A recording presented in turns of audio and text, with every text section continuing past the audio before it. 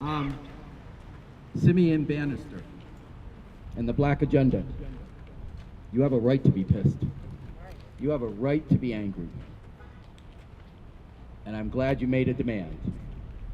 And that demand, let me repeat it, folks. Let me repeat that demand. Let's use our skills as labor activists, labor organizers, to partner with and be an ally with the Black Agenda. Woo! Let's hear it. Yeah. And if you don't think that's important, let me share this with you. I woke up this morning, do what I usually do in the morning. I look at my phone. And I look at the various text messages, the alerts I have on my phone, the news alerts. And I read this. Georgia trooper charged with murder and traffic stop shooting. Another chilling example of a black man killed at the hands of a white law enforcement officer.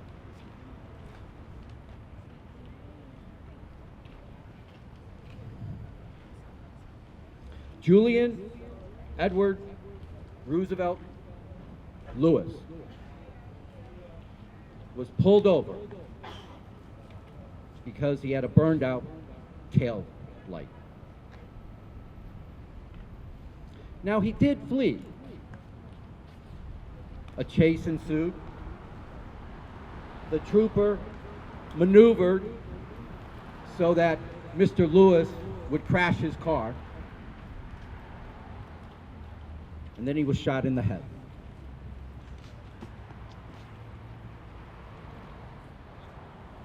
I don't know all the facts in that case. I just know what I read in the news article this morning. But I know this, and my UAW friends know this too. I drive a Camaro Super Sport. I've gotten pulled over more times than I want to admit to all of you. But never did I get pulled over, look in my rearview mirror, seeing those red flashing lights, and think that was going to be the last day of my life. There's something wrong, folks. There's something wrong. I live in a world where the color of my skin means I don't have to think about the color of my skin.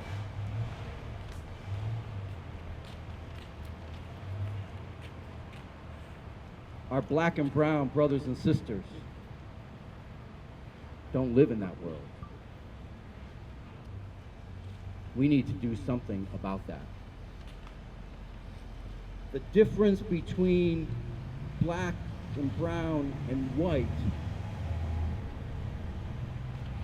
can be the difference between life and death. Think about that. And it's just not at the hands of police. It's the school to prison complex. It's the lack of health care, the lack of an ability to earn a decent living.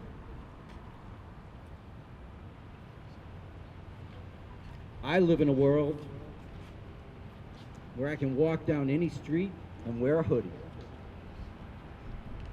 I live in a world where I can watch birds when I want to. I live in a world where I can breathe.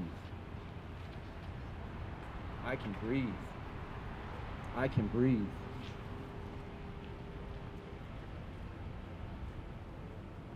Our black and brown sisters and brothers don't live in that world. Will you change our world so that we have equity and justice and fairness? Yeah. Will you take steps to recognize that people who look like me, we have privilege? And in not recognizing that privilege and not changing that privilege, then we are being racist. Will you change the world so that we have a world of anti-racists? Yes. Can we do that? And as I said the last time we met, to be an anti-racist means that you take steps, individual steps, to remove barriers to equity or put policies or programs in place to move us closer to equity. Yes.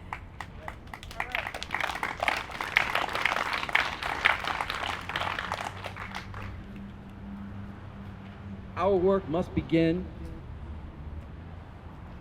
as we face this movement together.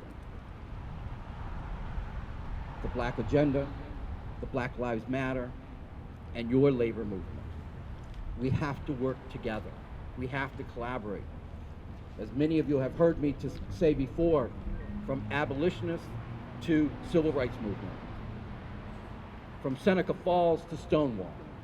Every human rights movement in this country was built on coalitions. That's why we have to build a coalition with the Black Agenda. How many people out there are willing to build that coalition?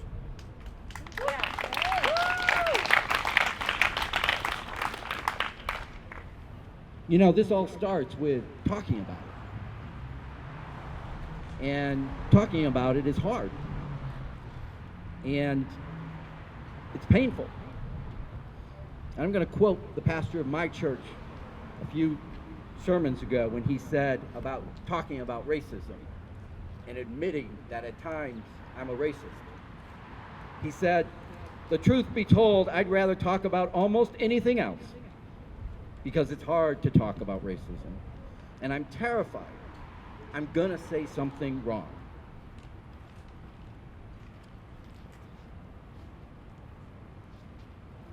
I may have already said something wrong. But you know, I'd rather speak imperfectly for justice than to stay silent in the face of injustice.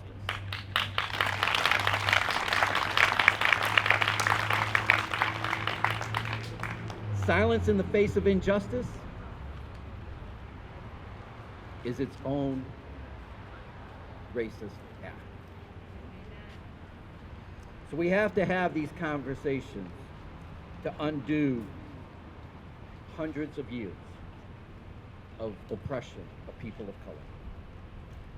Labor is key to this. And whether you're a teacher, you run a plow, you're in human services with CSEA, you're in health service with SEIU, we're all piece of this. We're all part of the labor movement, and we need to be part of the movement for equity for all. And I'm going to quote Robert Kennedy, a speech he gave 2 days before he was assassinated.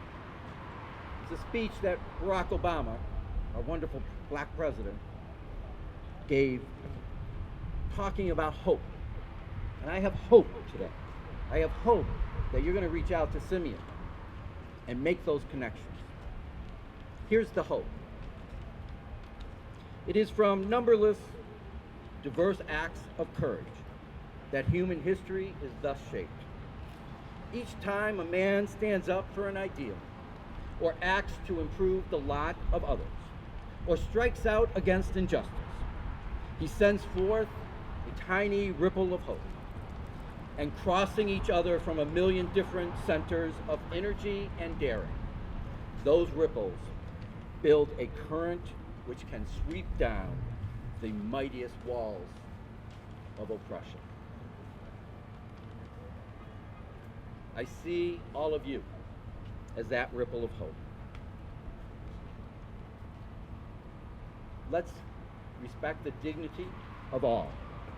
Let's seize upon this moment in time and never lose faith that a person can, you can, change the world. If you do that, you will be the ripples of hope our country so desperately needs today. Thank you.